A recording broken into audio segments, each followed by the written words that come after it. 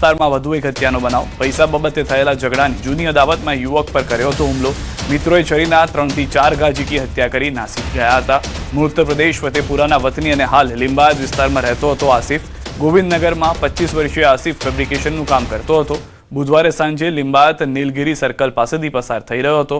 તેના જ વતનના 4 થી 5 જેટલા મિત્રોએ તેને આંતરી લીધો હતો। બાદમાં વતનમાં તથા સુરતમાં થયેલી પૈસાની જૂની લેતી દેતી મામલે થઈ તકરાર। મામલો વિચકતા ઉશ્કેરાઈને જય હિન્દ ટી સેન્ટર પાસે હુમલો કર્યો। પીઠ, જમણા હાથ તથા ડાબા પગના ભાગે જાહેરમાં હુમલો કર્યો। લોહી લુહાણ હાલતમાં આસિફને સારવાર માટે સ્મીમેર હોસ્પિટલ ખસેડાયો। વધુ સારવાર માટે ખાનગી હોસ્પિટલમાં લઈ જવાયો હતો। ખાનગી હોસ્પિટલમાં ટૂંકી સારવાર દરમિયાન તેનું મોત નીપજ્યું। બનાવની જાણ થતાં જ લીંબાયત પોલીસનો કાફલો ઘટના સ્થળે। આસિફ વિરુદ્ધ 6 મહિના પહેલા લીંબાયત પોલીસ સ્ટેશનમાં હતી ફરિયાદ। પૈસા મામલે આસિફ સામે અગાઉ નોંધાઈ ચૂકી છે ફરિયાદ। આસિફ વિરુદ્ધ એકવાર પાસા પણ થઈ ચૂક્યાનો ખુલાસો। પોલીસે હત્યાનો ગુનો નોંધી ફરાર આરોપીઓની શોધખોળ આરંભી અલગ અલગ ટીમો બનાવી ચક્રો ગતિમાન કર્યા છે।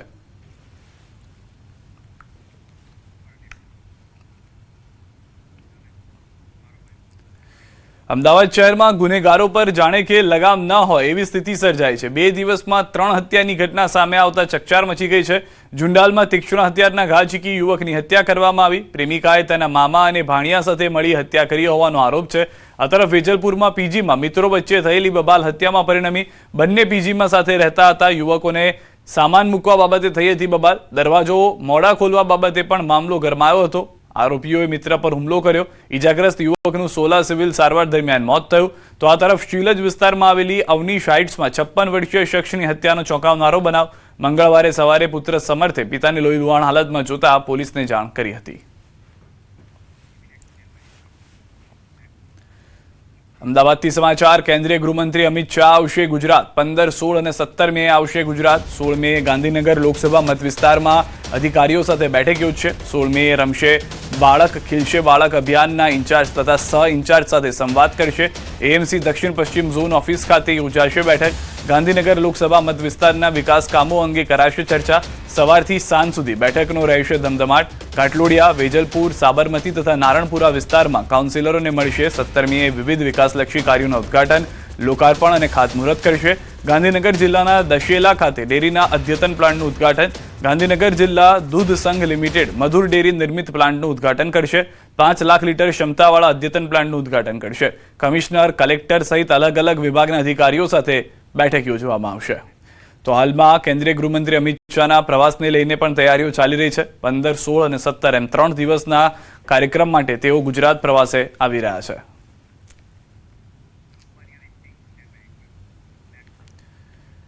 તો હાલમાં ઉર્જા બચાવવા પીએમની અપીલને લઈને પ્રતિસાદ મળી રહ્યા છે।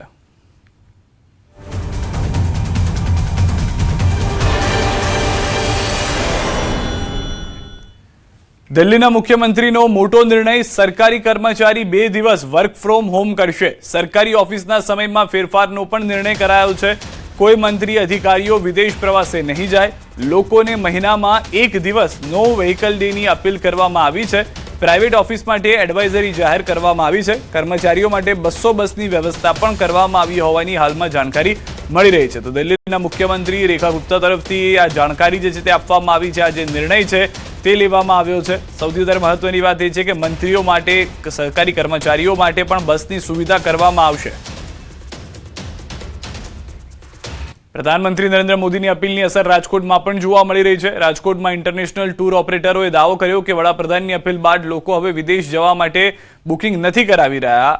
વિદેશ પ્રવાસનું બુકિંગ ઘટી ગયું છે। જોકે તેમણે એવો પણ દાવો કર્યો કે યુદ્ધના કારણે વિદેશ પ્રવાસ પહેલેથી જ ઘટ્યો પણ હતો।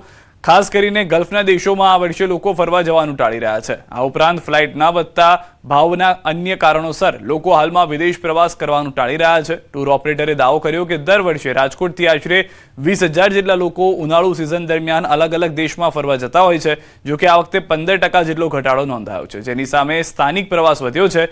રાજકોટમાંથી હિમાચલ પ્રદેશ જવાનું લોકો વધારે પસંદ કરી રહ્યા છે। રાજકોટથી મારા અંદાજ પ્રમાણે 20,000 માણસો વિદેશ પ્રવાસે જતા હોય છે ઉનાળાની સિઝનમાં। પીએમ મોદીના નિવેદન બાદ અમદાવાદના ટ્રાવેલ્સ ઉદ્યોગને પણ મોટો ફટકો પડ્યો છે। દાવો છે કે ટ્રાવેલ એસોસિએશનનો પહેલા કરતાં 50% સુધીનો બુકિંગ ઘટી ગયા છે. એટલું જ નહીં, જે લોકોએ બુકિંગ કરાવ્યું છે તે પણ કેન્સલ કરાવી રહ્યા છે. ટ્રાવેલ્સ એસોસિએશનના પ્રમુખનું માનીએ તો પીએમ મોદીની અપીલ બાદ અમદાવાદથી ગોવા, દીવ, દમણ, દ્વારકા અને પાવાગઢ જતા યાત્રિકોમાં ઘટાડો નોંધાયો. તેમાં પણ છેલ્લા 2 દિવસમાં મોટી સંખ્યામાં મુસાફરોએ પોતાના ટ્રાવેલ બુકિંગ કેન્સલ કરાવી દીધા છે. સામાન્ય રીતે મે મહિનાની વેકેશન સિઝનમાં ટ્રાવેલ્સમાં સૌથી વધુ બુકિંગ રહેતું હોય છે અને એક લક્ઝરી બસ હાઉસફુલ જતી હોય છે, પરંતુ હાલની પરિસ્થિતિમાં ધંધો અંદાજે 50% સુધી ઘટ્યો છે.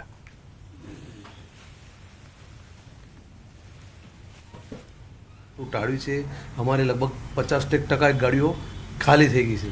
ઓલરેડી બુકિંગ કેન્સલ થયું, લોકો બીવાઈ ગયા છે કે કદાચ ત્યાં જઈએ અને કદાચ કોઈ એવી પરિસ્થિતિ સર્જાય, કોરોના જેવી પરિસ્થિતિ કહેવાય કે કદાચ એવી પરિસ્થિતિ સર્જાય તો અમારે જવું ક્યાં, હોટલમાં રોકાવું ક્યાં જવું, શું એટલે લોકો પરેશાન થઈ ગયા છે. બુકિંગ લગભગ 50% તો બુકિંગ કેન્સલ ઓલરેડી અત્યારે થઈ ગયું છે અને હજુ તો જે બુકિંગ એડવાન્સ થયેલું છે તે સ્ટેપ બાય એક તારીખ પછી કેન્સલ આવતું રહેશે. તો અમદાવાદમાં ઇન્ટરનેશનલ ટૂર માટેની ઇન્ક્વાયરી 50% સુધી ઘટી ગઈ છે, જેને લઈને દાવો કરવામાં આવ્યો છે. ડોમેસ્ટિક ટૂર માટેની ઇન્ક્વાયરી વધી હોવાનું પણ ટૂર ઓપરેટરે દાવો કર્યો છે. ગુજરાતીઓ ફરવાના શોખીન છે, બસ રજા પડે તેની રાહ જોતા હોય છે. ફરવા જવા માટે એડવાન્સ બુકિંગ પણ કરાવી લે છે. અમદાવાદથી દર વેકેશનમાં અનેક પરિવાર વિદેશ જવાનું પસંદ કરે છે, પરંતુ આ વખતે ઇન્ટરનેશનલ ટૂરનો ક્રેઝ ઘટ્યો છે. ટૂર ઓપરેટરનું માનવું છે કે આ પહેલા યુદ્ધ આવે, પ્રધાનમંત્રી મોદીની અપીલની પણ આ અસર છે. અત્યારે ઇન્ક્વાયરીઝમાં ઘટાડો નોંધવામાં આવ્યો છે. પહેલાં જે ઇન્ક્વાયરીઝ હતી એના કરતાં અત્યારે ઓલમોસ્ટ 50% તો ઇન્ક્વાયરી શરૂઆતના દિવસથી જ ઘટી ગઈ છે. ઇન્ટરનેશનલ ટૂર પર જવાનો પ્લાન રદ કરીને હવે ભારતમાં કાશ્મીર, નોર્થ ઇસ્ટ અને સાઉથમાં ફરવા જવાનો પ્લાન કરી રહ્યા છે. લોકો પણ માની રહ્યા છે કે પહેલા ભારત ફરવું જોઈએ. यस, डोमेस्टिक में भी काफ़ी सारी ऐसी डेस्टिनेशंस है जो बहुत अच्छे हैं, तो अपन को घूमना चाहिए. इंडिया जितना हो सके उतना एक्सप्लोर करना चाहिए अभी के लिए. અમદાવાદ પીએમ મોદીના આહવાનની અસર જોવા મળી છે. એએમટીએસ બંધ, ડીઝલ જે બસ હતી તે બધી ડીઝલ મુક્ત બની ગઈ છે. શહેરમાં શાન ગણાતી લાલ બસ હવે ઈ બસ વિથ એસી થશે. હાલ શહેરમાં સીએનજી અને ઈવી બસો દોડી રહી છે. એએમટીએસની લાલ બસ સંપૂર્ણ ડીઝલ મુક્ત કરાઈ. શહેરમાં 1000થી વધુ એએમટીએસ અને બીઆરટીએસ બસ દોડી રહી છે. એએમટીએસ દ્વારા આગામી 2 વર્ષમાં સંપૂર્ણ ઈ બસ દોડાવવાનું આયોજન છે. કોમનવેલ્થ ગેમ્સ પહેલા શહેરમાં 3000 ઈ બસો વિથ એસી દોડશે. ભવિષ્યમાં પબ્લિક ટ્રાન્સપોર્ટમાં ધસારો વધવાની શક્યતાઓ. ભવિષ્યને ધ્યાનમાં રાખી શહેરમાં વધુ બસો અને વધુ રૂટ ઉમેરો કરાશે. એએમટીએસ જે અમદાવાદ શહેરની શાન માનવામાં આવે છે તે હવે ડીઝલ મુક્ત છે તે થઈ રહી છે અને અમદાવાદ શહેરની જેટલી પણ લાલ બસો છે, એટલે જે એએમટીએસની જે બસો છે તે હવે ઈવી વિથ એસી જોવા મળશે. એટલે ઇલેક્ટ્રોનિક ચાર્જ પર ચાલતી એ બસો જોવા મળશે અને સાથે જ સીએનજી બસો જોશે. અને આવનારા ભવિષ્યમાં જે રીતે અમદાવાદ શહેરમાં કોમનવેલ્થ ગેમ્સનું આયોજન થઈ રહ્યું છે 2030માં, તેની પહેલાં 3000થી પણ વધુ ઈવી બસોનું આયોજન મહાનગરપાલિકાનું જે એએમટીએસ છે તે કરી રહ્યું છે. એટલે કહી શકાય કે વધુ પબ્લિક ટ્રાન્સપોર્ટને કઈ રીતે સરળ બનાવો અને લોકો પણ તેનો કઈ રીતે લાભ લઈ શકે તે પ્રકારનું મહાનગરપાલિકાનું એએમટીએસ સંપૂર્ણ રીતે આયોજન કરી રહી છે. તે અંતર્ગત કહી શકાય કે દેશના પ્રધાનમંત્રી નરેન્દ્ર મોદીની જે અપીલ છે તેનો અમલ છે તે મહાનગરપાલિકા છે તે હાલ અહીં કરવા જઈ રહી છે. અને અમદાવાદ શહેરની તમામ જે બસો છે હવે ઈવી અને સીએનજી સંચાલિત બસો છે શહેરના રસ્તાઓ પર દોડતી આપને જોવા મળશે. કેમેરા સાથે પ્રણવ પટેલ, ન્યૂઝ 18 અમદાવાદ.